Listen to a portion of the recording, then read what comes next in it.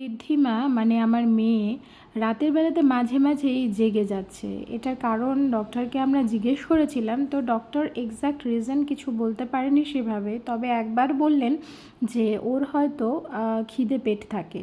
তো আমি ওকে ভরপুর পেটেই ঘুম পাড়াই, সেটা আমি জানি, এবং অ্যাকচুয়াল রিজন কি আমি গুগল আদৌ জানি না, এবং গুগল রিসার্চ করে যেটুকু যা পেয়েছি সেটাতে আমি দেখলাম যে বাচ্চাদের এই সময়টাতে সেপারেশনের একটা ভয় থাকে, যে মা ওদের কাছে আদৌ আছে।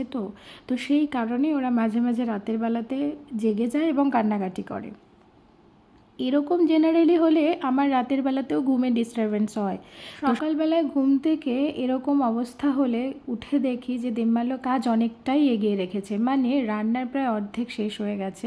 আর আমি আজকে শুক্তো রান্না করছি, সমস্ত ভেজিটেবলসগুলোকে আলাদা করে ভেজে নিয়েছি, তবে উচ্ছেটাকে তো অবশ্যই আলাদা করে ভাজবো, এবং উচ্ছেটাকে আমি রান্নার প্রায় মাঝামাঝি সময়ে আমি যুক্ত করি। তার মানে হচ্ছে সমস্ত সবজিটাকে সিদ্ধ করে নিয়ে আগে জল দিয়ে, তারপরে গিয়ে উচ্ছেটাকে আমি অনেক পরে গিয়ে অ্যাড করি, তখনও দুধ দিয়ে দিই, এবং এই রান্নাটা কিন্তু আমি দুধ ব্যবহার করি।